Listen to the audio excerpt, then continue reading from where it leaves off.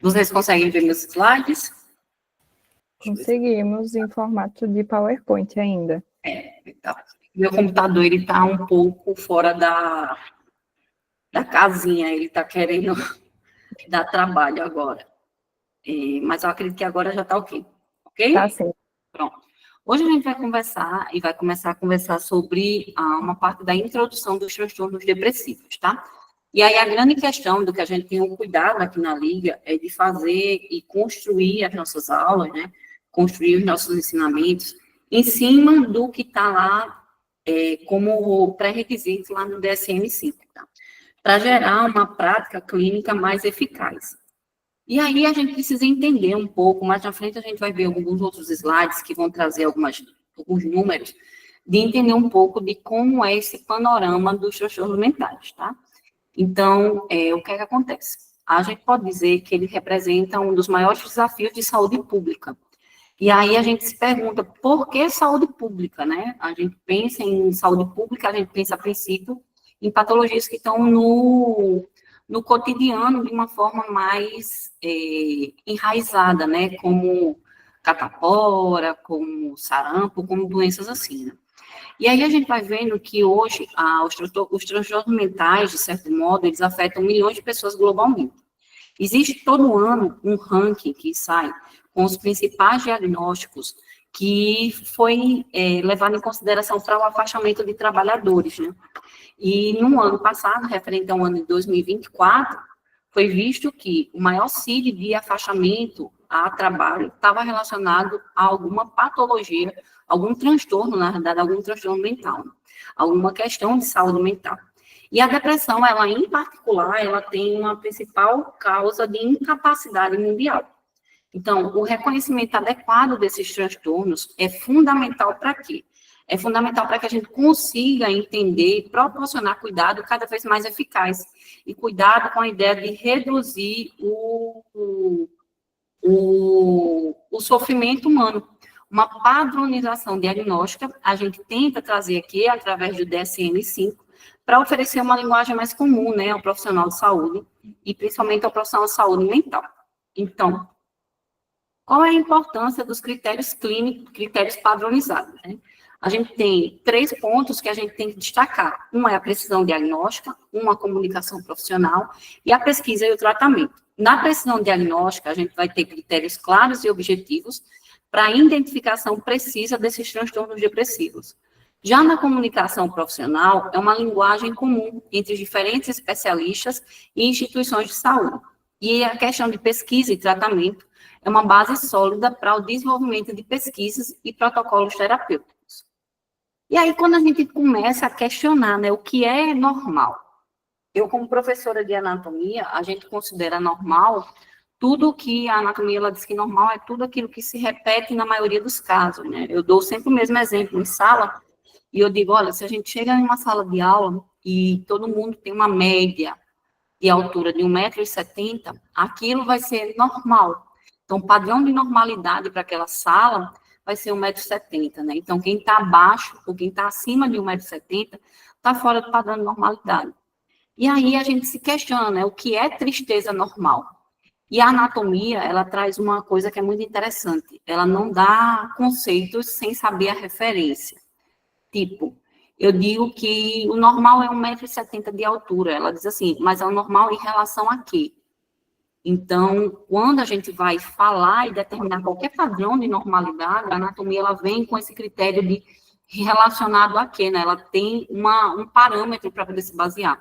E aí, quando a gente fala, muitas vezes é confundido, né, essa questão do que é uma tristeza normal e do que é um episódio depressivo. E a gente vai ver que muitas vezes esses episódios depressivos, eles vão estar associados, né, e o pessoal vai levar em consideração como se fosse uma tristeza, né, como é a mesma coisa. Nosso próximo transtorno no mês que vem é a ansiedade. E aí as pessoas acham que a ansiedade vai ter um show sábado, e eu estou muito ansiosa, não vejo a hora de chegar porque eu quero ir para o show. Isso é uma ansiedade fisiológica. E aí, quando isso começa a trazer repercussões físicas, passa a ser patológico. Mas aqui a gente vai ver um pouquinho do que seria uma tristeza normal comparado a um episódio depressivo. tá? Então, como tristeza normal, eu posso dizer que é uma reação natural a eventos estressantes. A duração ela é limitada ou é proporcional, não compromete significativamente o funcionamento e a dá uma capacidade de experimentar um prazer, ela é preservada. Já no episódio depressivo maior, a gente vai ter sintomas persistentes por pelo menos 2 semanas, um prejuízo funcional significativo, perda do interesse ou do prazer e múltiplos sintomas neurovegetativos, tá? E a gente vai ver um pouquinho de cada um desses. A gente vai começar a falar do transtorno depressivo maior, que ele é caracterizado por episódios de humor deprimido ou uma perda significativa de interesse ou prazer nas atividades. É o transtorno depressivo mais comum e mais debilitante, tá? Então, para o diagnóstico é necessário a presença de pelo menos 5 sintomas específicos durante o período mínimo de 2 semanas, representando uma mudança de funcionamento anterior. E aí, quais são os principais critérios que a gente utiliza para o transtorno depressivo maior, né? Humor deprimido, o que é que eu teria como conceito, né? O que eu poderia caracterizar esse humor deprimido? Seria sentimentos persistentes, né, de tristeza, de vazio, de desesperança na maior parte do dia. Outro seria a anedonia, e o que é isso, né? Às vezes a gente escuta esses nomes e faz o que significa isso, né? A anedonia, a gente pode dizer que ela é uma perda marcante do interesse ou do prazer em atividades que anteriormente era prazerosa. Por exemplo, eu gosto muito de ir ao cinema.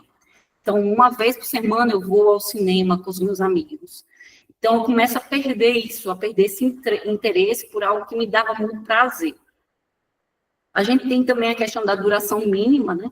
Que são sintomas presentes por pelo menos 2 semanas consecutivas. Não são sintomas que estão hoje, desaparecem e voltam na outra semana, e voltam daqui a 1 mês, daqui a 2 meses, 3 meses. Não. A gente tem uma sequência, né? De pelo menos 2 semanas consecutivas, e um prejuízo funcional, que é um sofrimento clinicamente significativo, ou comprometimento do funcionamento. E no DSM, a gente elenca, né? A gente não queria eu, né? O DSM elenca 5 sintomas relacionados a transtorno depressivo maior. Aqui a gente vê os 5 primeiros, né? Ele coloca um humor depressivo, deprimido, que é essa tristeza, esse vazio, essa desesperança na maior parte do dia. A anedonia, que é a perda do interesse ou prazer em as atividades.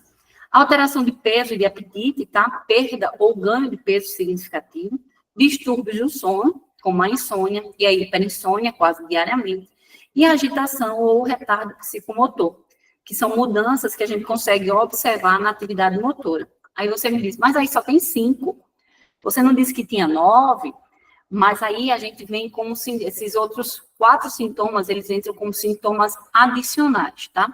Que aí seria a fadiga ou perda de energia, que é o cansaço persistente quase todos os dias, sentimento de inutilidade, né, uma culpa excessiva ou inadequada, dificuldades cognitivas, né, problemas de concentração e principalmente de tomada de decisão, pensamento de morte, né, a ideação suicida, que é recorrente em plano específico.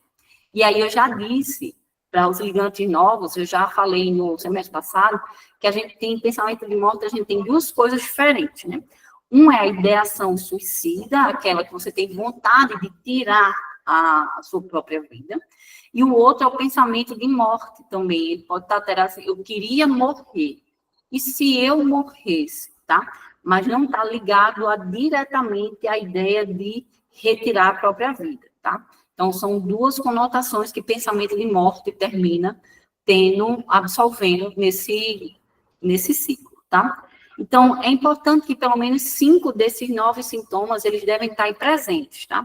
Incluindo obrigatoriamente humor deprimido ou anedonia. Então, para eu fechar diagnóstico de depressão, de transtorno de depressão maior, eu preciso dos 9, eu preciso de 5 sintomas. Desses 5 sintomas, ou ele é humor deprimido, ou ele é a anedonia, tá? Para poder fechar o diagnóstico. E qual é a diferenciação do que é depressão, transtorno maior, com o transtorno bipolar, né? Muitas vezes a gente acredita que está sendo diagnosticado erroneamente. E aí a distinção entre transtorno depressivo maior e transtorno afetivo bipolar, ele é crucial para o tratamento adequado. Então, a presença de episódios maníacos ou hipomaníacos na história, ela exclui automaticamente o diagnóstico do depressivo maior, do transtorno de depressão maior, tá? Então, o que é que acontece? O episódio maníaco vai ter um humor elevado, um humor expansivo ou irritável por pelo menos uma semana, com prejuízo funcional significativo. Já o episódio hipomaníaco são sintomas similares à mania, mas pelo menos 4 dias, né, sem prejuízo das funções, sem prejuízo funcional grave. E quais são os especificadores no DSM-5, né, o que determina ali, o que fornece informações adicionais. Então, esses especificadores, como eu disse, eles vão fornecer informações adicionais, e essas informações adicionais são informações importantes, sobre a característica específica do episódio depressivo, auxiliando aí no planejamento terapêutico e no prognóstico desse paciente. Esses modificadores, né, eles permitem uma descrição mais precisa e individualizada do quadro clínico, considerando a variação da sintomatologia e contextos relevantes, tá? É uma coisa que eu digo sempre, né? Tem aquela questão de que eu preciso estar lá com um checklist do DSM-5 dizendo, olha, ele tem isso, ele tem isso, ele tem isso. Não, tá, gente? A gente também tem que entender o que o paciente ele vai nos passar, né? O que é que a gente observa nesse paciente. Então, para a gente conseguir fechar um diagnóstico mais adequado. A gente tem que colocar na nossa cabeça que tratar com psicopatologias não é um checklist, né? A gente, quando vai tratar um indivíduo, o indivíduo ele vai ter situações que são únicas, né?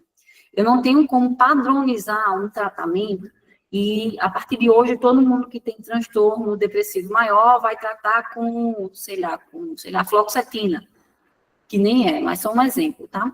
Aí vai tratar com fluoxetina e, a partir de agora, todo mundo que tem transtorno depressivo maior vai tratar com fluoxetina.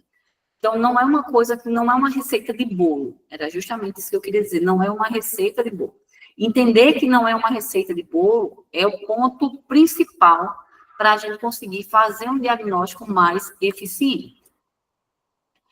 Quando a gente fala de transtorno depressivo, os pacientes eles podem apresentar características melancólicas, tá?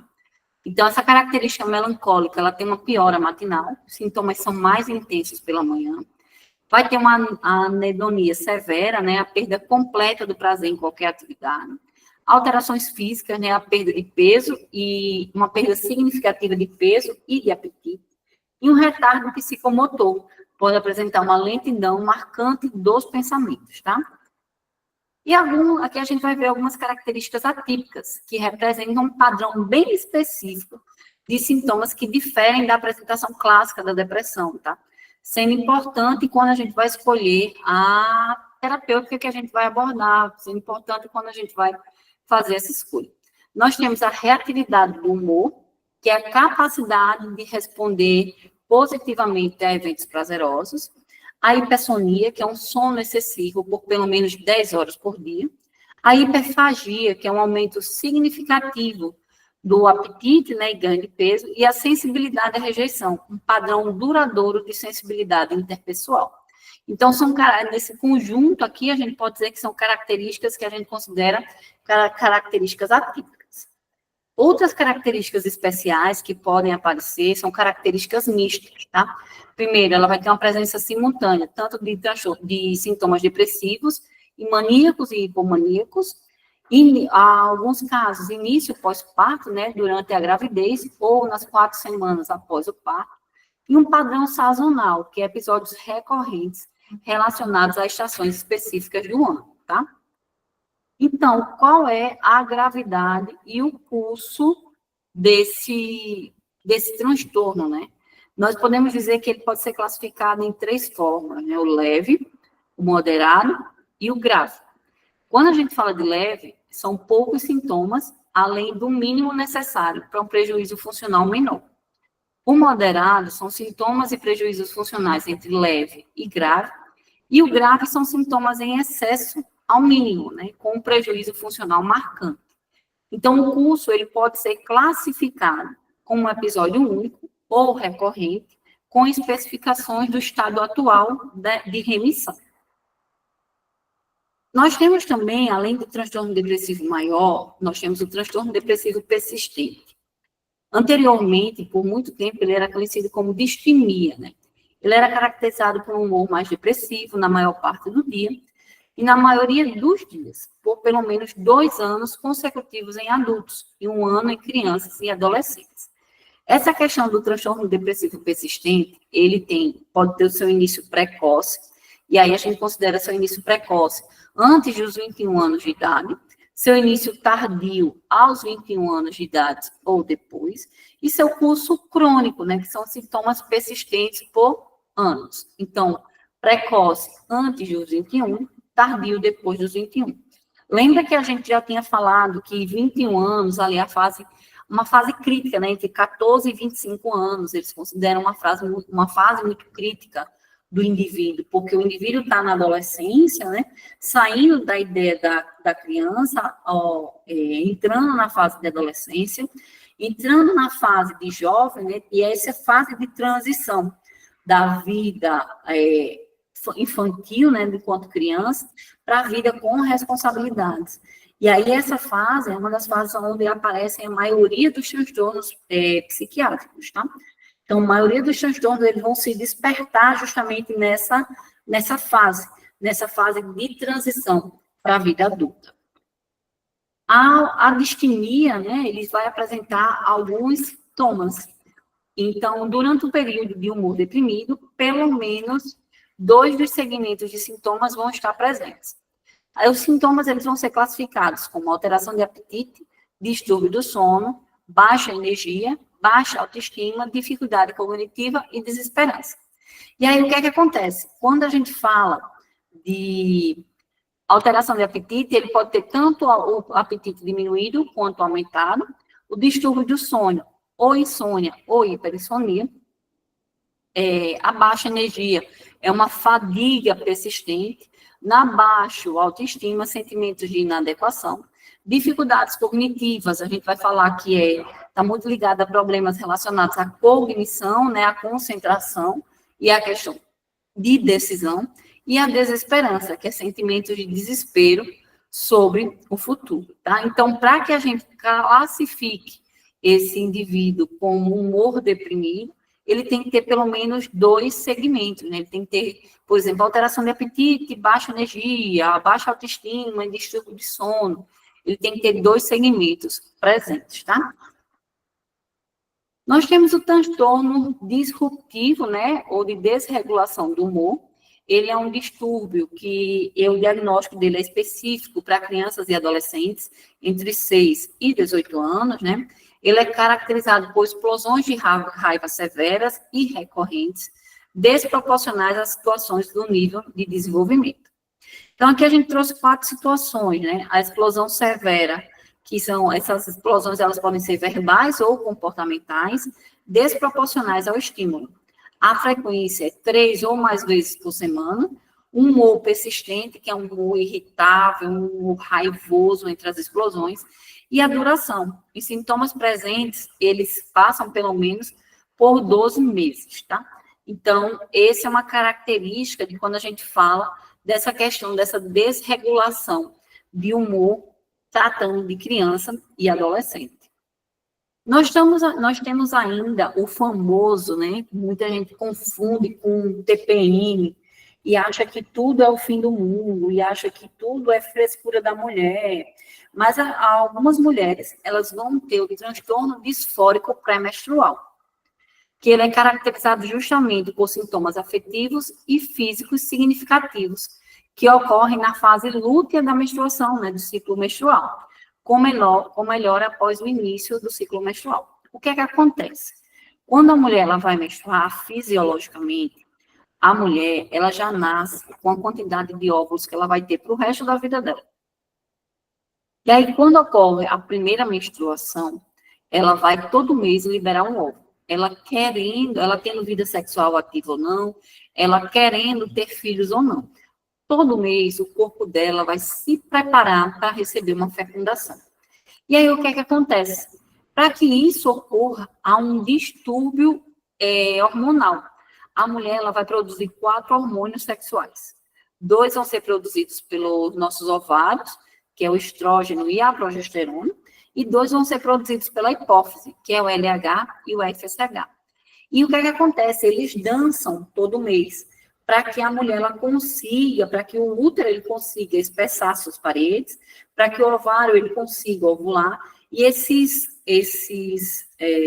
hormônios, eles vão dançando, em alguns momentos eles vão estar bem altos, em outros momentos eles vão estar bem baixos. E isso gera sintomas, tá? Então, nós temos, no caso do transtorno disfórico pré-menstrual, quando a gente vai falar de sintomas afetivos, nós temos aquela labilidade emocional marcante, uma irritabilidade ou raiva, um humor deprimido ou desesperança. No caso, também pode apresentar ansiedade ou tensão. Já nos sintomas físicos e comportamentais, a mulher ela pode apresentar uma fadiga, uma baixa de energia, alteração de apetite, dificuldade de concentração, sintomas físicos como inchaço e como dor, tá? Então, a gente tem esse quadro que ele é caracterizado por esse período pré-menstrual, principalmente na fase que a gente chama de fase lútea, tá? Do ciclo menstrual. Outros transtornos depressivos, nós vamos ter transtornos depressivos especificados e transtornos depressivos não especificados. Nos especificados, nós vamos ter os sintomas depressivos clinicamente significativos, que não atendem o critério completo para outros transtornos. Já no não especificado, eles vão ser usados quando o quadro clínico, né, não opta por não especificar a razão pelo qual os critérios não foram atendidos. Essas categorias, são categorias que elas permitem uma flexibilidade diagnóstica para apresentações de casos mais atípicos, né? Ou para quando as informações elas são insuficientes para um diagnóstico específico. E qual é a diferenciação? A gente tem várias situações que a gente vai passando ao longo da vida e que há necessidade da gente fazer a diferença entre transtorno depressivo maior e várias situações. Uma delas é o luto, tá? Então, a distinção do que é um luto normal para um episódio depressivo maior, ele é fundamental. Especialmente considerando o que o luto pode desencadear a depressão em indivíduos mais vulneráveis. Nós temos aqui como luto normal ondas de tristezas relacionadas à perda, preservação da autoestima, capacidade de experimentar movimentos positivos e melhora gradual ao longo do tempo. O que é diferente no caso a gente vai falar de episódio depressivo. É um humor depressivo persistente, sintomas de inutilidade, anedonia generalizada e ideação suicida, tá? Quando a gente vai falar de transtorno depressivo maior versus, né, a transtorno de adaptação. Inclusive, hoje enquanto estava vindo para cá, eu estava almoçando e encontrei uma conhecida no restaurante e a gente começou a conversar. E ela estava com a filhinha dela. E a filha dela está justamente nessa fase, faz 2 meses que está no colégio e está 2 meses nessa fase de adaptação no colégio, né? E que tem sido muito difícil para ela, porque ela passa o dia fora e que a menina tem que passar o dia no integral, tudo mais. E aí ela disse assim, olha, a psicopegada. Eita, quase que não sai. Vocês entenderam o que eu quero dizer? A psicopedagoga? Isso, que eu fiquei foi gaga agora, quase que não sai o nome. A psicopedagoga do colégio disse para a mãe investigar se não era uma possibilidade de uma depressão. E aí, gente, a gente tem que ter muito cuidado com esses diagnósticos que a gente ouve as pessoas saírem dando aí, tá? Então, às vezes, uma questão de comportamento ela não é uma depressão. Então, a gente tem que ter cuidado, eu digo sempre, né, até nas minhas aulas, eu digo, todo mundo já viu um vídeo no TikTok que fica lá, baixa um dedo se você tem isso, baixa um dedo se você tem aquilo, você tem TDAH, você tem autismo, você tem ansiedade. Então, a gente tem que ter cuidado. Hoje é muito mais fácil a gente culpar um transtorno psicológico do que assumir que, por exemplo, algo é um excesso de estímulo, por exemplo, que pode levar à desatenção. Então, é muito mais fácil dizer que é TDAH do que dizer que é o excesso de estímulo. Então, essa questão da adaptação, ela é um ponto que ela realmente precisa de um olhar um pouquinho mais criterioso, tá? Então, o transtorno de adaptação, ele é uma resposta desproporcional a um estressor identificável, né, como no início em 6 meses. Na avaliação clínica, né, as análises de relação temporal e proporcionalidade nos sintomas é o que pesa bastante nessa avaliação. E quando a gente fala de transtorno depressivo maior, ele pode ou não ter estressor identificável e critérios específicos de sua gravidade, tá? E aí a gente tem uma outra questão que, além da gente ter que estar tratando uma pessoa com transtorno depressivo maior, muitas vezes esse paciente ele chega para a gente ainda com comorbidades frequentes, né? Geralmente ele já tem associado um transtorno de ansiedade, que é presente em quase 60% dos casos de depressão. Ele tem atrelado a isso o uso de substâncias, né, de álcool e de droga, como automedicação. Todo mundo já encontrou alguém que disse assim, olha, fulano está tomando isso para dormir. Aí a pessoa diz assim, ai, mulher, arruma uma cartelinha para mim também, que eu estou precisando dormir. Então, sempre tem essa questão. O nosso país é um dos países que mais tem índice de automedicação, né? Outra comorbidade que está associada é a questão do transtorno de personalidade, especialmente borderline e transtornos evitativos, e condições médicas, né? Diabetes, doenças cardíacas, dor crônica. Geralmente o paciente ele vem com essas comorbidades associadas. E uma das questões também muito forte, que tem até um psiquiatra que eu sigo, e ele tem escrito estudos recentes sobre justamente o uso de substâncias, né, o uso de medicamentos, de psicotrópicos, e as associações com o álcool, né, do mal que faz. Então, a gente pega pacientes aí com esse contexto e essas comorbidades frequentemente. E como é que a gente disse que a depressão é um dos maiores problemas, né? E como é que ela se comporta no mundo, né? Então, a gente tem, segundo a OMS, 280 milhões de pessoas sofrem com depressão. Então, são números absurdos, né? 4,4 é a prevalência mundial da população global que apresenta transtornos depressivos. E 2 para 1 por gênero, né? Mulheres são 2 vezes mais afetadas do que homens. Inclusive, hoje, eu estava lá no meu trabalho, e aí eu estava na sala da psicóloga, e ela atendendo, e eu fiquei escutando, eu estava fazendo um outro serviço do lado, e terminei escutando a conversa, apesar que no meu serviço não tem muita privacidade, né? Então, eu fiquei prestando atenção.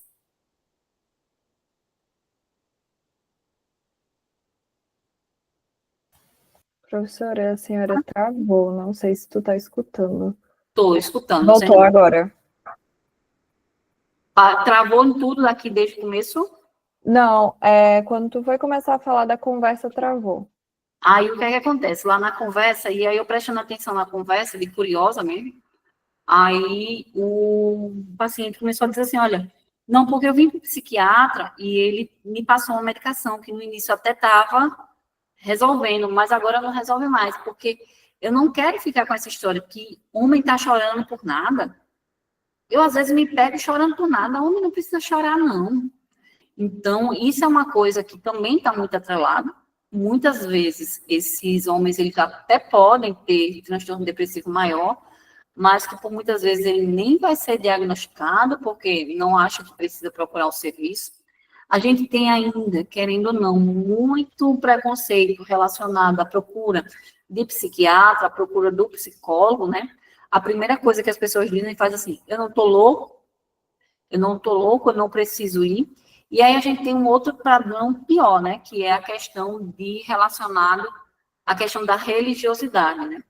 A gente vive em um país que ele tem o seu aspecto religioso e que, por muitas vezes, ele é tido, os transtornos mentais, eles são tidos como problemas espirituais. Eu digo sempre de um documentário, que é Ouvidores de Vozes, tem vários, inclusive vai ter até o congresso deles esse ano, e aí, em um dos documentários deles, passam a história de 3 pessoas, e aí elas começam a contar de como foi que começaram a ouvir vozes, né? E todas as três, a primeira coisa que todo mundo levou, a família levou para uma igreja.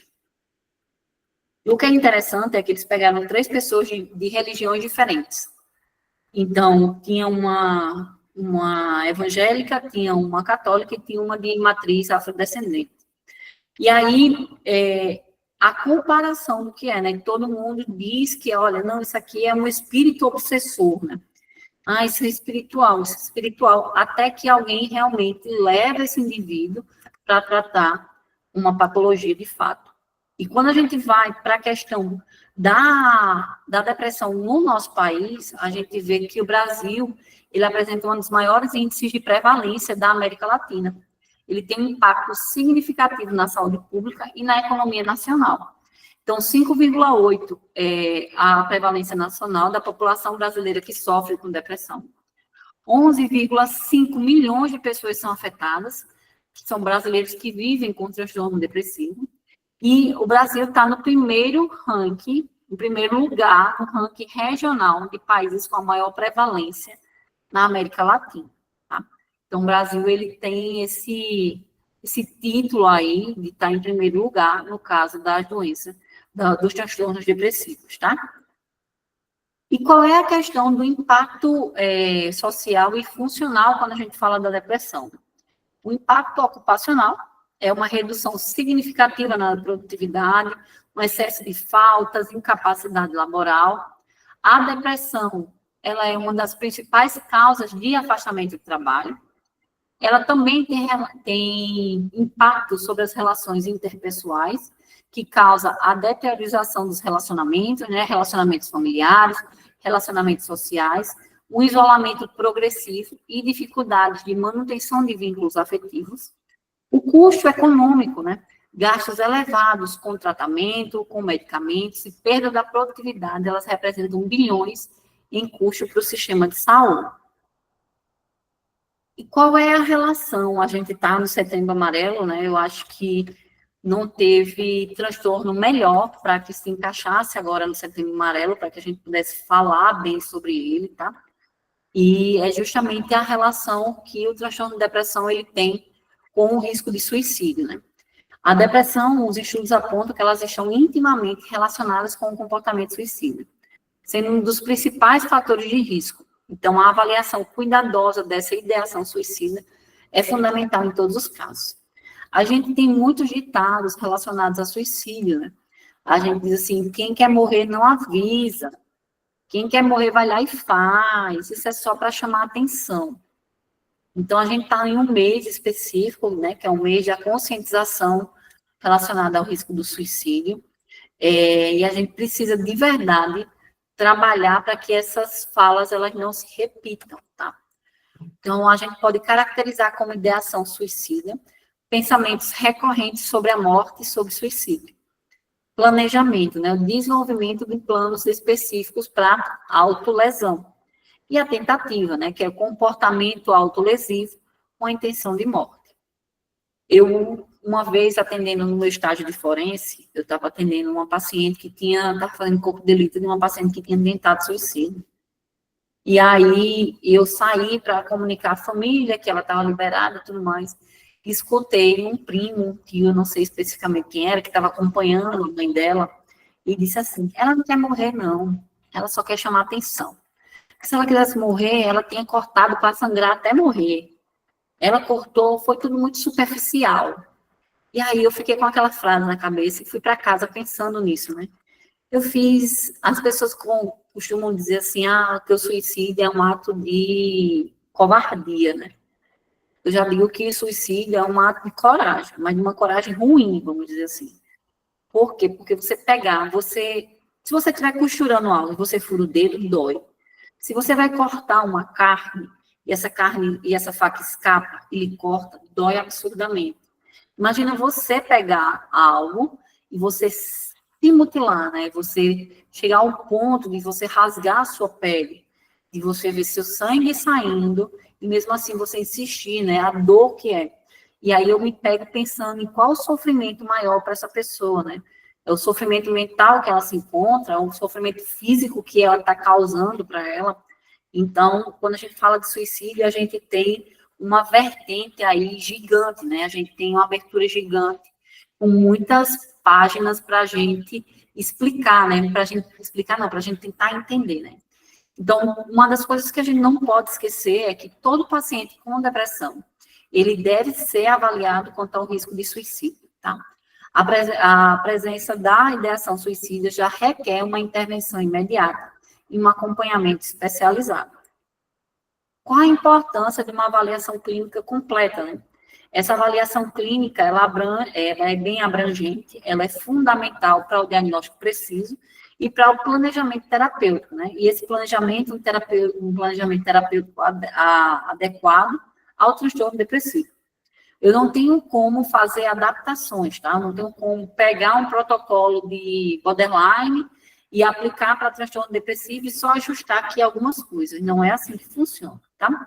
Eu preciso da história clínica detalhada, né? Investigação dos sintomas atuais, da história familiar e pessoal dessa pessoa, exame do estado mental, né? Uma avaliação sistemática das funções psíquicas, avaliação e investigação do risco, né? Investigação de ideação suicida e fatores de risco, e diagnóstico diferencial, que é a exclusão de outras condições médicas e psiquiátricas.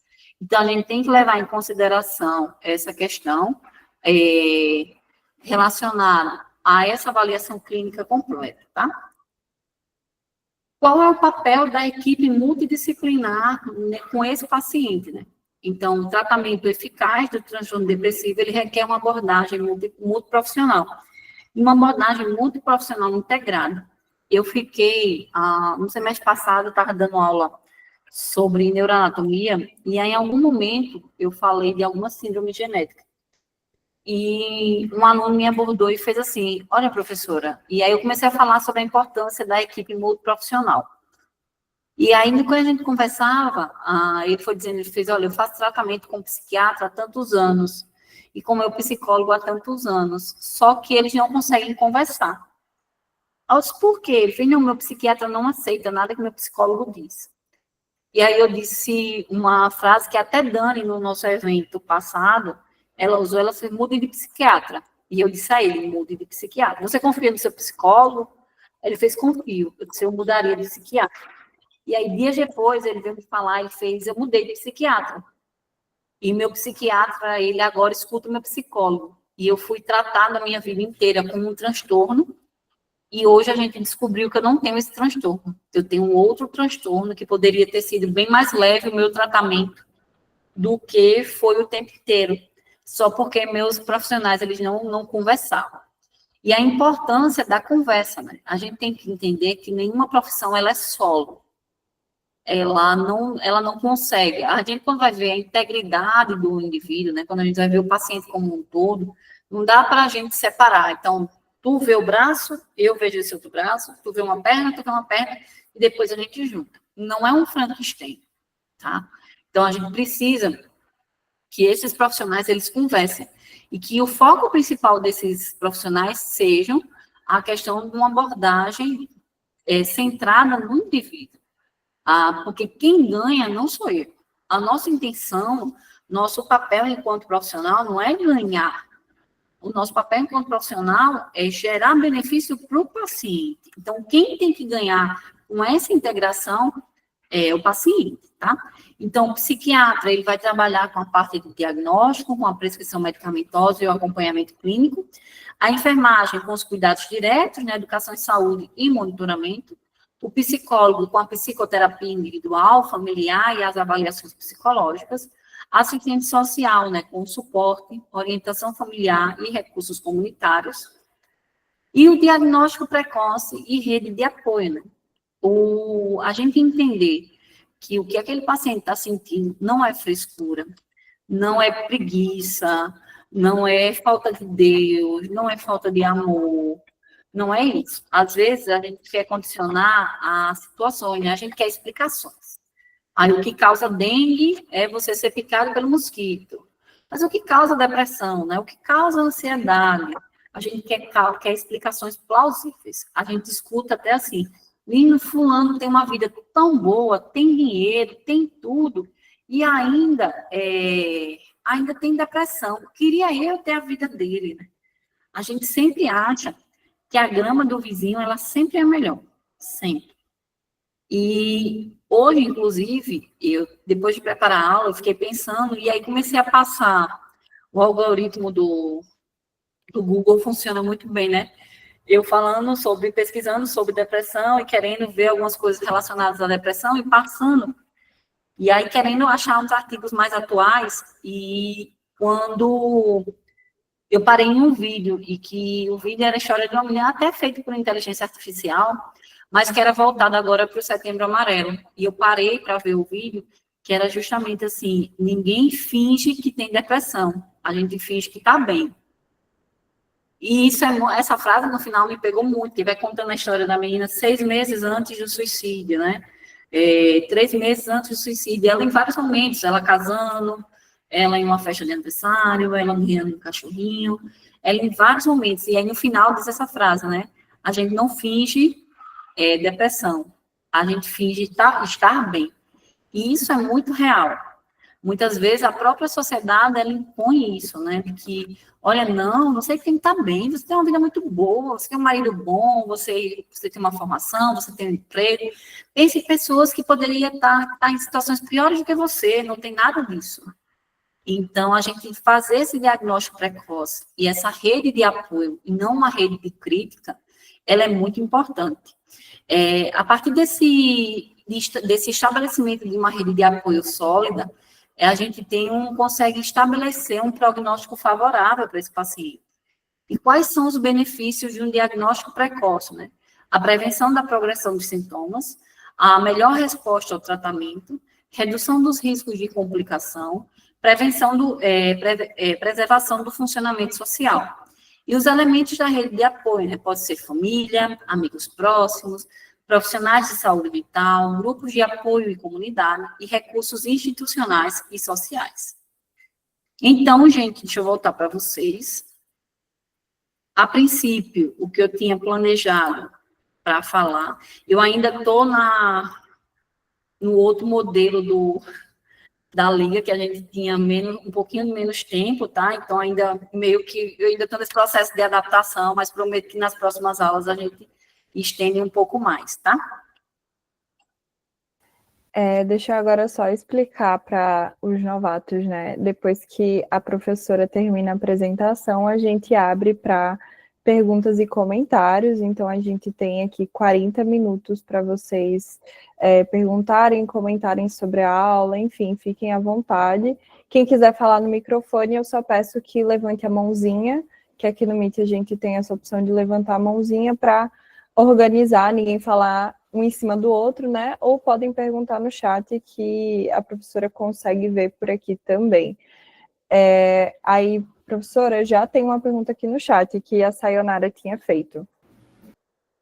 Certo, deixa eu ver aqui. Professora, como se dá essa conversa entre os profissionais? A princípio, a grande maioria se comunica através de laudo, né?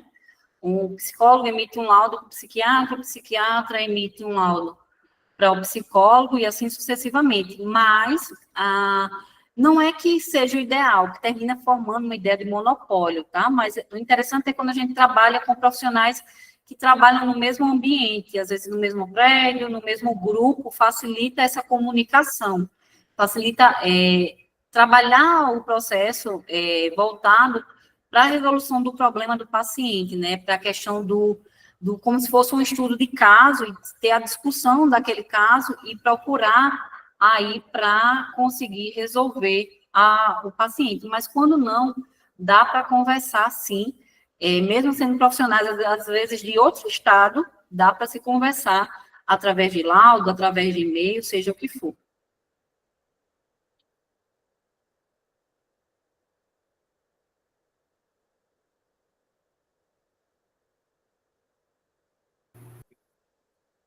Oi, sou eu? Tá certo. Então, eu vou perguntar aqui. Professora, você falou sobre o transtorno disruptivo da desregulação do humor, e geralmente crianças e adolescentes que possuem, né? E aí, eu gostaria que você falasse um pouquinho mais, porque eu me perdi um pouquinho. Como eu estava anotando o outro, eu acabei me perdendo um pouquinho sobre esse assunto, sabe? Certo. O que é que acontece? Deixa eu botar o slide de novo.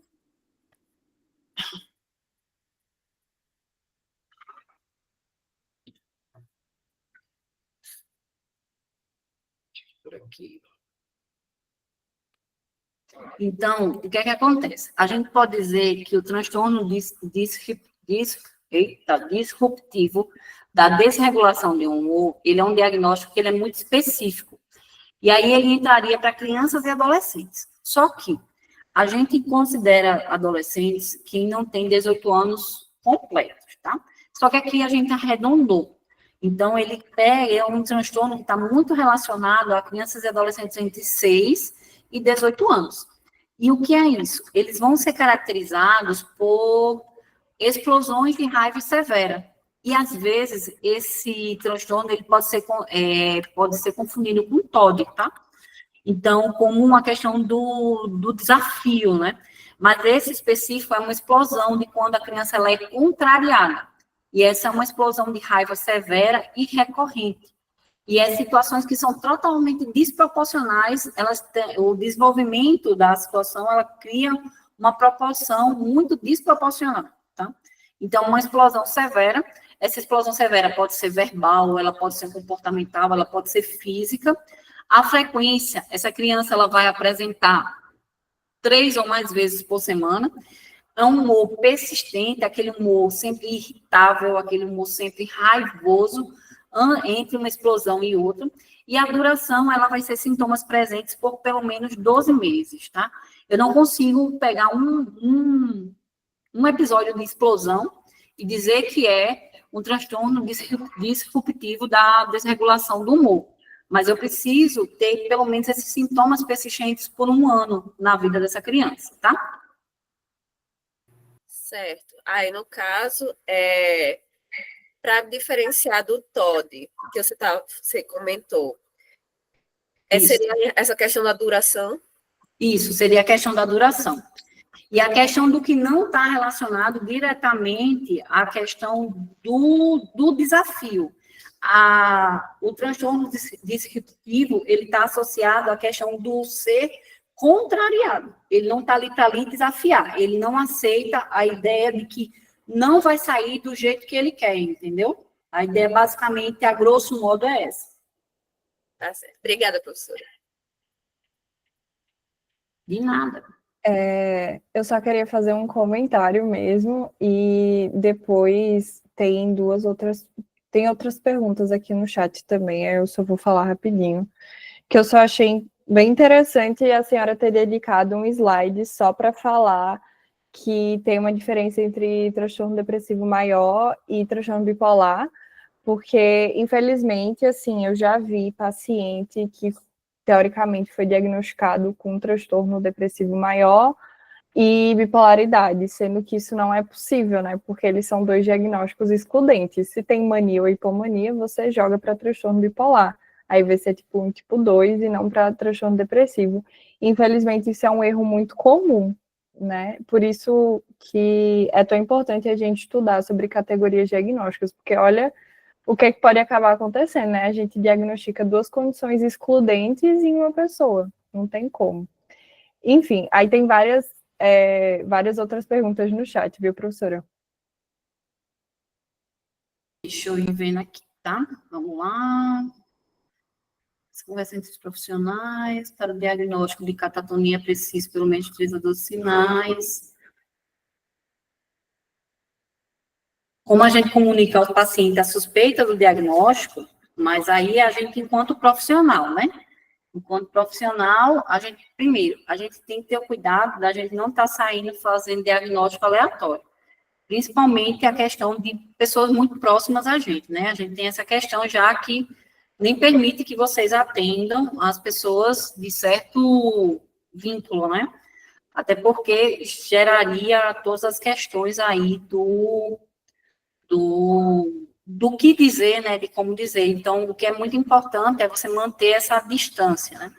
E a suspeita do diagnóstico, a gente tem que ter cuidado quando vai fazer essa comunicação e dizer que é suspeita, né, que vai precisar de um diagnóstico para complementar, né, encaminhar, no caso, para o psiquiatra, porque, e ter o cuidado hoje de como a gente diz, porque, por exemplo, se você me diz, olha, eu acho que você tem isso, a gente vai sair da sessão, a primeira coisa que a gente vai botar na recepção do consultório é botar no Google e descobrir o que é. E aí a gente vai ter uma série de diagnósticos errôneos, né? Então, por exemplo, se você bota no Google, estou com dor de cabeça, dor no peito, e qualquer outro sintoma, ele vai botar lá infarto agudo do miocárdio, câncer de não sei de quê, e às vezes é só uma virose. Então, a gente tem que ter esse cuidado de estabelecer, acho que o principal ponto para diagnóstico é estabelecer o vínculo com o paciente e estabelecer o vínculo de confiança com ele, tá? Professora, a senhora pode explicar um pouco mais sobre a proporção de depressão por gênero? A questão é que os estudos apontam que mulheres têm mais predisposição a ter depressão, transtorno de depressão maior do que homens. Eu acredito, né, isso aí é já uma opinião pessoal, eu acredito que seja por todas as questões relacionadas ao machismo que está incutido já na sociedade, de uma forma geral, né, porque, como eu disse, foi como paciente hoje, homem não pode chorar, homem é arrimo de casa, homem não pode procurar serviço de saúde, então termina sendo muito mais fácil para as mulheres terem diagnóstico efetivo, tá? E um dos pontos que diferencia bastante a gente dos homens é a questão hormonal. A questão da progesterona e do estrógeno faz uma diferença gritante na vida da gente, realmente, de fato, não só para a parte de saúde mental, mas como vários outros funcionamentos e patologias que aparecem no nosso corpo, tá? A catatonia é de espectro autista, tá? Como o Manu disse. E aí perguntaram aqui, professora, a senhora pode me explicar um pouco mais sobre a depressão sazonal? A depressão sazonal, ela é um subtipo, a gente pode dizer que ela é um subtipo da depressão, tá? E ela ocorre de forma recorrente em algumas épocas do ano. Então, tem pessoas que, por exemplo, atrelam um final de ano a sempre uma coisa muito ruim, ou pessoas que viveram uma época, por exemplo, viveram um luto em um determinado momento, e toda aquela época do ano, passando anos e anos, sempre volta para reviver aquilo, né? Ela é momentânea, ela é naquele momento, ela tem um início, que a gente pode dizer que ela é um início cíclico. Tem um estudo que diz que as épocas do ano que são mais depressivas, né, a ideia que eles botam como mais depressiva seria outono e inverno.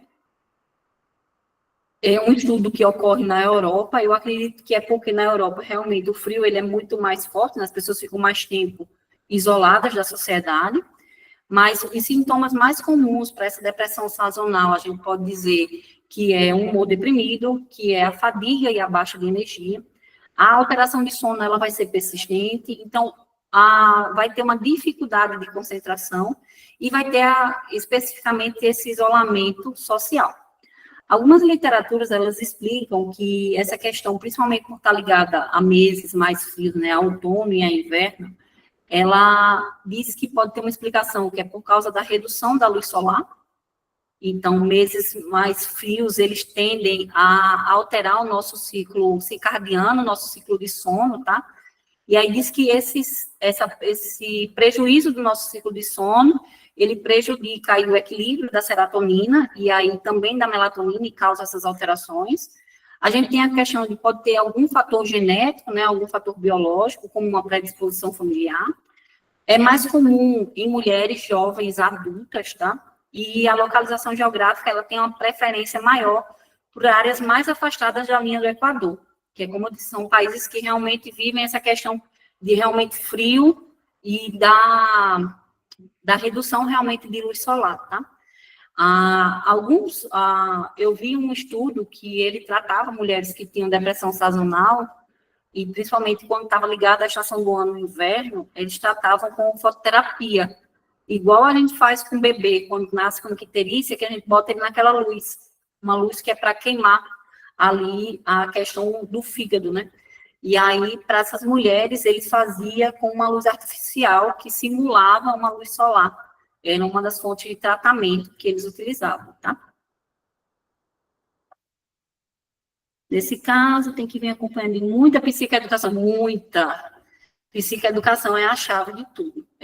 A gente entender, quando a gente entender o papel do psicólogo, né? A ideia de tirar aquela associação de que eu não sou louco para ir para o psicólogo, não vou pagar para conversar. Eu já ouvi muita história. Pagar para conversar, eu converso na mesa num bar, eu converso com minha amiga me dá ótimos conselhos. A gente precisa entender que o papel do psicólogo não é conselho, né? Conselho a gente tem ali na esquina. Se a gente parar lá na esquina e dizer, moço, eu vou para a direita ou para a esquerda? Ele vai dizer, olha, pega a direita que é melhor. É um conselho, não deixa de ser. Mas não é a resolução dos nossos problemas. E os nossos problemas, eles são resolvidos por ninguém mais, por ninguém menos que nós mesmos.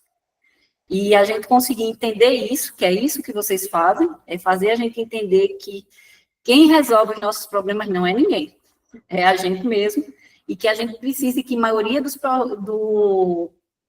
problemas nós mesmos criamos, né? Alguns problemas nós criamos e criamos algumas barreiras para a resolução deles. Então, a psicoeducação, ela é a chave de tudo. E, principalmente, nesses 2 transtornos que a gente vai ver inicialmente, que é depressão e ansiedade, são os transtornos que mais crescem e cresce de uma forma absurda na sociedade. Tem um estudo que prevê que em 2050, quase toda a população ela vai ter transtorno de ansiedade. Então, assim, é bem pesado quando a gente para analisar de um ponto de vista geral, tá?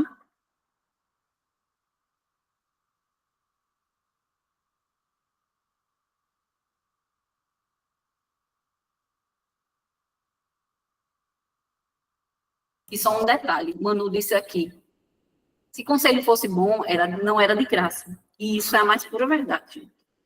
Se vocês abrirem a internet hoje, vocês vão ver o tanto de gente que vende qualquer coisa. Então, tem gente que vende, olha, a prosperidade está aqui em 3 aulas, assista 3 aulas comigo e seja rico. Isso aqui está em tal canto, resolva seus problemas afetivos, resolva isso, resolva aquilo. Se o conselho realmente ele fosse bom, ele não era de graça, ele era vendido e era vendido muito caro, tenho certeza absoluta disso.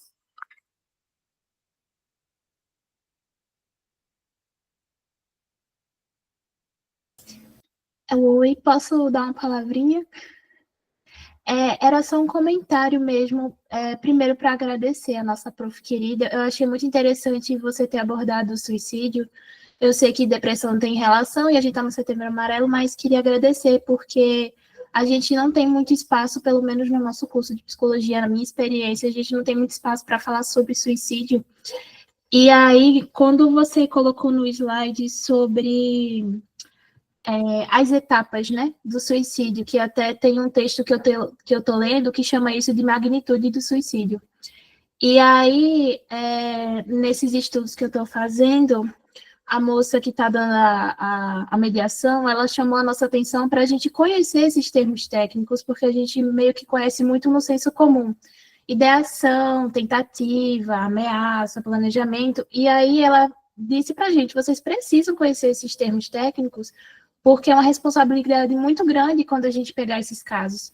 E se a gente não tiver a capacidade de sustentar, ou não tiver capacidade de conhecimento mesmo, a gente tem que saber fazer um bom encaminhamento. Então, assim, eu achei muito interessante esse slide em si. Era isso. Pode falar, mãe. Eu acho muito importante também isso que Bianca trouxe, porque realmente a gente não fala muito sobre suicídio, apesar da gente ter um mês que, teoricamente, a gente só fala disso, né? Ainda assim, é algo muito difícil de ser falado, porque, assim, é muito fácil a gente falar, vamos numa palestra sobre saúde mental. Vamos fazer alguma coisa relacionada a Setembro Amarelo, a gente faz alguma campanha, a gente faz alguma postagem no Instagram, etc. Mas quando a gente se depara com um paciente na nossa frente, da gente perguntar sobre suicídio, a gente trava. A gente não trata com, não normalidade, mas assim, com tranquilidade. Tipo, olha, eu preciso saber disso, eu preciso te perguntar sobre isso e tá tudo bem, tá tudo bem se você me trouxer que você tem ideação, tá tudo bem se você me trouxer se você já tentou, etc, etc. Tipo, no meu estágio, que eu faço estágio na Eureka, a gente tem que perguntar. Se a gente não pergunta, a gente não pode dar prosseguimento com aquele paciente, porque a gente precisa saber se é um paciente de risco, até porque estagiário não pega paciente que está em risco gravíssimo de suicídio, enfim. Então, tem vários níveis que precisam ser avaliados, né? E aí, eu lembro que antes da gente começar a fazer as triagens e os atendimentos, foi muito assim, tipo, caramba, mas como é que a gente vai perguntar sobre isso? Como é que a gente fala sobre isso com naturalidade? Porque ninguém ali estava acostumado a estar perguntando sobre suicídio. E o que o meu coordenador sempre orientava para a gente, inclusive ele fez roleplay, ele ensinou muita gente, tipo, gente, pergunta normal. Vocês não estão perguntando da vida da pessoa? Pergunta, tipo, olha, tem algumas perguntas que eu preciso fazer aqui, porque são várias perguntas protocolares, e aí a primeira pergunta vai ser sobre isso, você tem ideação, você já pensou sobre isso, tem alguém perto de você também, é muito importante, né, você perguntar das pessoas ao redor, e aí, com isso, eu fiquei refletindo muito sobre isso, do quanto que a gente não consegue. Tipo assim, tá, a gente pode até postar no Instagram, a gente assistir aula, a gente tá falando aqui, mas quando chega na hora ali com o paciente, eita, né? Não vou nem tocar nesse assunto, vou deixar o paciente trazer, porque eu posso despertar gatilho no paciente. Tipo, não, você precisa perguntar para ele. Você não perguntar é até antiético, porque você não sabe qual é o risco que aquele paciente está tendo, né? Enfim, muitas reflexões sobre o suicídio, que é muito importante. E parabéns, professor, por ter trazido isso. Vamos discutir mais sobre o suicídio. Vamos. Antes de Bianca falar, a questão do suicídio, ela é uma questão que a gente tem que parar para pensar que quem vai cometer, quem está pensando, quem tem a ideação suicida, às vezes está do nosso lado. E aquela coisa, a gente sempre acha que vai acontecer, é igual assalto. A gente acha que sempre vai acontecer com os outros, mas nunca vai acontecer com a gente. Eu vou sair com o celular na rua, mas aqui ninguém me assalta. Mas vai ter um dia que vai acontecer. Então, por mais que a gente não tenha ninguém próximo a gente nesse momento, mas a gente sempre vai ter. E aí, uma das coisas que eu percebi muito entrando na minha vida adulta, eu tenho hoje 39 anos, e uma das coisas que eu estava conversando com meu marido era sobre isso. Eu disse, as coisas eram tão distantes da gente quando a gente era mais novo, e que, assim, era sempre os amigos dos meus pais, né? Um amigo do meu pai, alguém do trabalho do meu pai. E hoje você começa a ver que é a sua vida, né? Alguém que estuda comigo, alguém que trabalha comigo, alguém que o marido da colega de trabalho. Então, você vai vendo que as coisas elas vão ficando mais próximas de você. Você vai criando, você vai crescendo, né? A ideia é essa de crescimento, você vai ganhando as responsabilidades e as coisas elas vão ficando cada vez mais próximas de você. E aí você para pensar assim, o que faz uma pessoa... Eu na minha cabeça, eu tenho milhões de perguntas. Eu digo que se eu chegar no céu, eu tenho várias perguntas para fazer a Deus. Uma delas é o que passa na cabeça de alguém que vai cometer o suicídio quando, por exemplo, pula de um prédio, né? Os 5 segundos até chegar lá embaixo. O que é que acontece, né? O que é que passa, o que leva a pessoa a um desespero tão grande que a única solução que ela tem é tirar a vida dela. E ela acha que morrer é o mais eficiente que ela vai ter no momento, né? E você fica se perguntando isso. E aí é aquela coisa, a gente trabalha no Setembro Amarelo. Esse mês a gente vai falar até dia 30, a gente vai falar muito sobre suicídio. Mas parece que passou 1º de outubro, parece que a história de suicídio acabou. E não tem mais nada que a gente falar sobre, a gente não precisa falar, o foco é Natal, Natal, Natal e Natal. E, então, é um assunto que a gente não pode focar apenas exclusivamente num mês. E principalmente a gente que trabalha com saúde mental. A gente tem que focar nele todo santo dia. Eu ia falar justamente isso para complementar o que não falou também em outra questão.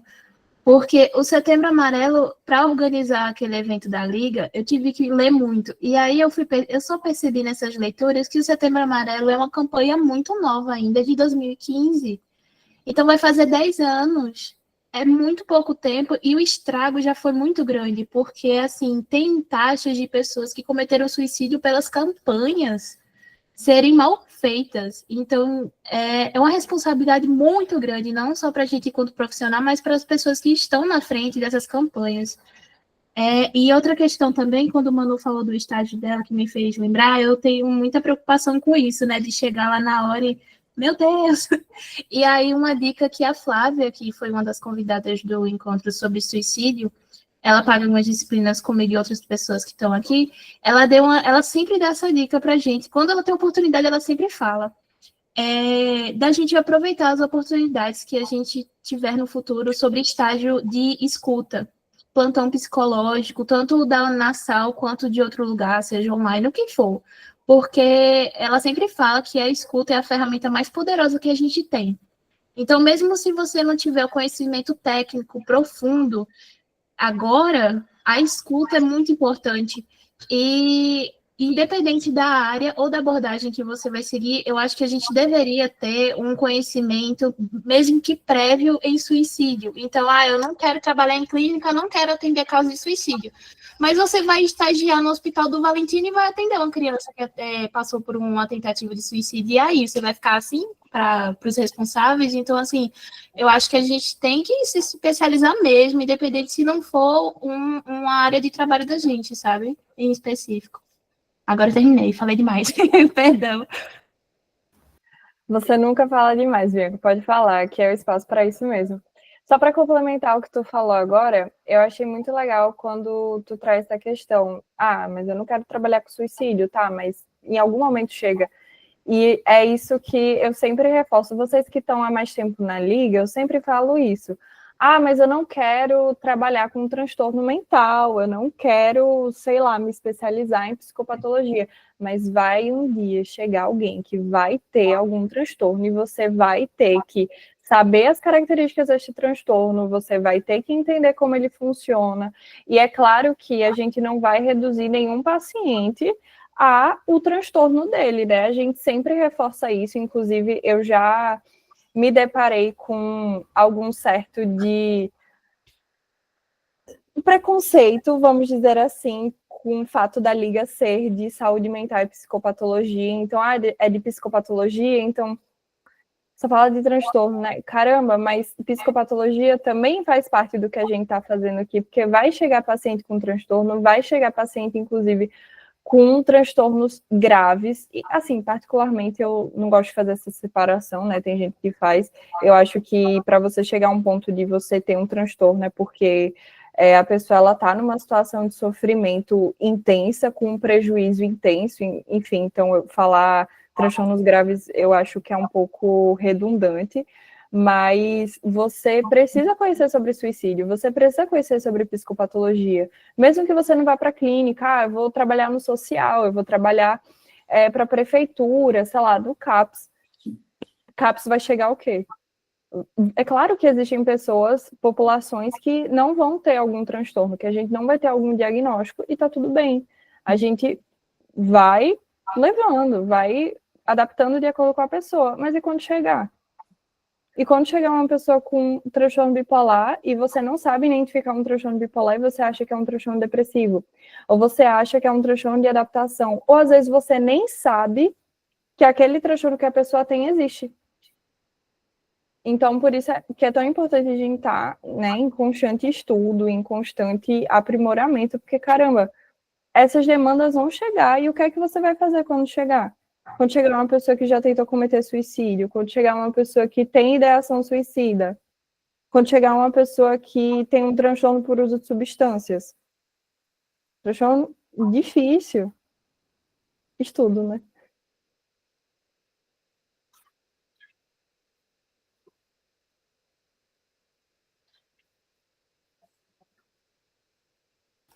Sim, importante, Bianca. Não é para assustar, é para incentivar a capacitar.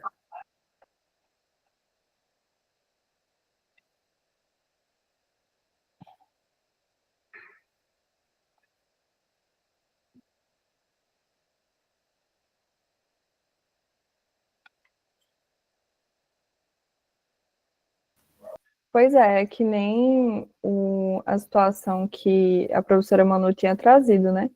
De uma pessoa que tinha um diagnóstico X, só que por falta de diálogo entre o psiquiatra e o psicólogo, foi um diagnóstico errôneo por anos. E quantas situações a gente não vê, né, de falta de comunicação de profissionais e diagnósticos errados e tratamentos incorretos e mais sofrimento para a pessoa. Enfim. Gente, se alguém tiver mais algum comentário, alguma pergunta, pode fazer, tá? A gente ainda tem uns 12 minutos aqui para matar. Fiquem à vontade.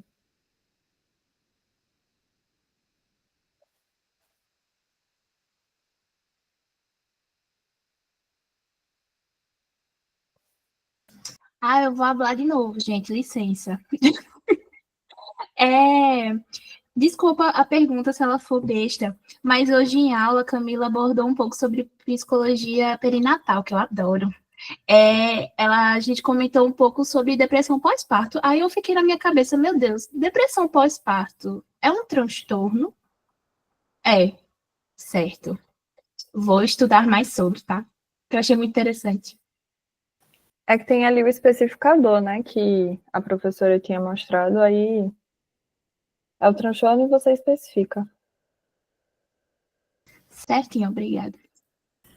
Porque, na realidade, a gente pode dizer que o transtorno pós-parto, ele vai entrar principalmente, porque primeiro a gente tem que separar, né, o que é baby blues, né, que é aquela tristeza transitória que ocorre logo após o parto, né, justamente por causa dos hormônios. Os hormônios, a progesterona e o estrógeno, eles se mantêm muito alto para a manutenção da gravidez, tanto que a progesterona, ela é o hormônio que mantém a gravidez até o final. Quando a mulher ela tem risco de abortamento, né, a mulher faz a ingesta ou coloca óvulos de progesterona para manter os níveis de progesterona. E aí, essa é a grande diferença, né, a gente separar o que é o baby blues, né, que é justamente essa tristeza transitória, que é abaixo dos hormônios, que é comum acontecer pós-parto, e depois a depressão pós-parto, ela vai apresentar sintomas mais intensos, e esses sintomas, eles vão ser sintomas duradouros, né, eles vão permanecer, e aí eles alteram tanto a saúde física da mãe, quanto o emocional, e aí também o social, e aí também termina sendo prejudica a interação da mãe com o bebê, né? Então, os sintomas, a gente pode dizer que os sintomas de depressão pós-parto, eles são mais intensos, mais duradouros, né? Eles duram mais de 2 semanas, e eles chegam a ser incapacitantes, né? E aí necessita do acompanhamento profissional, de fato, tá? Obrigada, professora. Tem uma pergunta no chat sobre essa temática.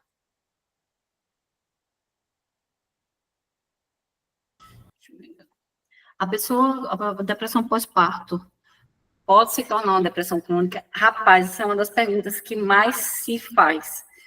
A literatura diz que não, que são eventos isolados.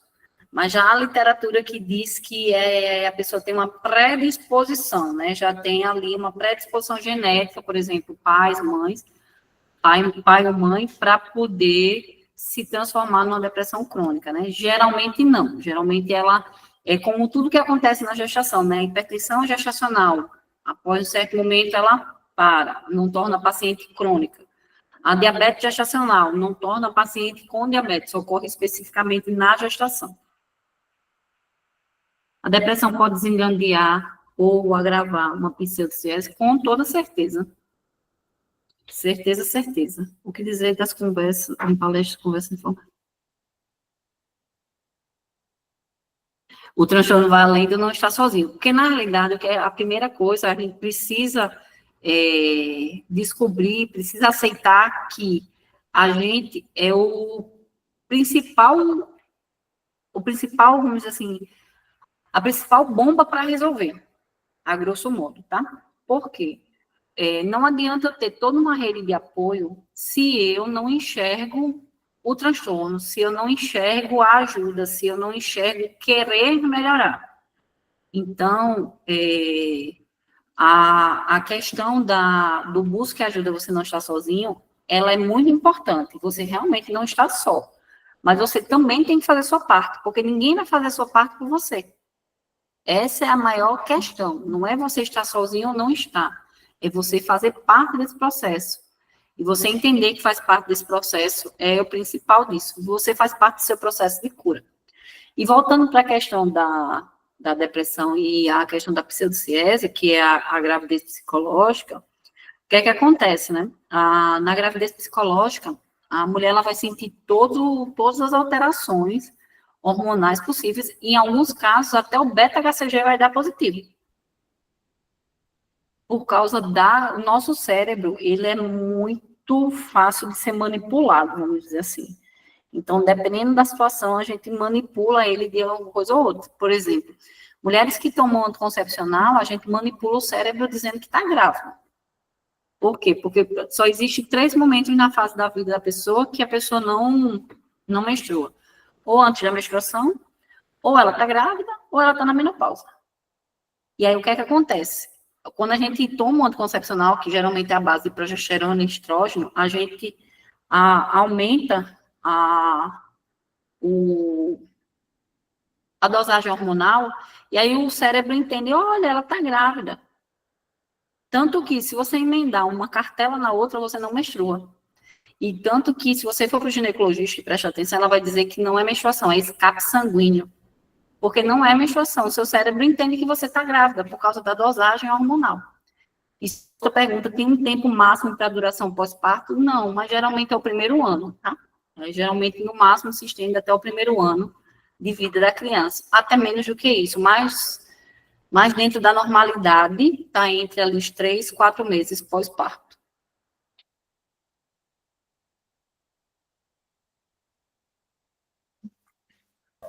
Gente, só falando aqui rapidinho, eu estou tentando achar no meu livro de DBT aqui a escadinha que eu falei, e eu não estou achando aqui nesse livro, eu acho que eu vi em outro livro. Aí eu vou procurar e depois eu mando no grupo para vocês quando eu finalmente achar.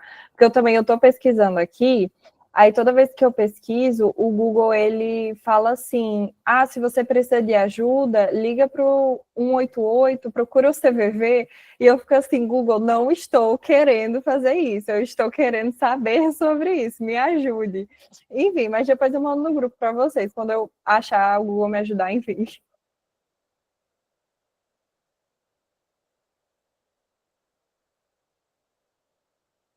Aí perguntaram aqui qual a diferença de episódio depressivo maior e episódio depressivo maior recorrente. É a questão realmente de tempo, tá? O recorrente, ele vai ter vários períodos de estabilidade e depois o paciente volta.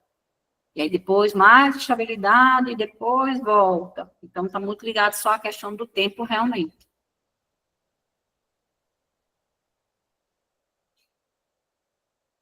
Acho que agora a dona Natália vai fazer esse sorteio. Pois é, gente. A aula foi ótima, professora. Muito obrigada, viu? A gente tirou várias dúvidas, esclareceu tanta coisa, assim. Foi maravilhosa. Eu estou vendo que todo mundo gostou aqui. Várias palmas. E, gente, agora nós vamos fazer o sorteio, tá certo? Lembrando que quem vai participar é só o pessoal que já estava conosco. Oi, Manu, quer falar? Amiga, deixa eu só fazer um encerramento para eu parar a gravação junto também, que aí faz o sorteio, porque está gravando aqui. Enfim, gente, muito obrigada por todo mundo ter comparecido, né? Quem também não é da Liga e veio, estamos muito felizes de ter aberto para ouvintes aqui. A lista de presença vai ser passada, tá? Tanto ligantes quanto ouvintes, a lista de presença vai ser passada, então se atentem em preencher, porque a gente só fica aberto por essa lista, né, por 24 horas. Depois que fecharem essas 24 horas, que fechou o form de presença, a gravação dessa aula vai ser disponibilizada, bem como os slides também, tá certo? Então, quem acabou chegando atrasado aqui, não é da Liga, não conseguiu participar no horário, vai poder assistir a gravação. A única coisa que vocês não vão conseguir é a questão da presença, mas a questão do conhecimento vai estar lá no nosso canal do YouTube, tá bom? E a gente manda detalhadinho essas questões para vocês. Então, eu vou encerrando aqui a gravação. Quem não é da Liga já está liberado. E quem é da Liga, eu peço que fique um pouquinho mais aqui para a Nath poder fazer o sorteio. Tá certo? Muito obrigada, gente.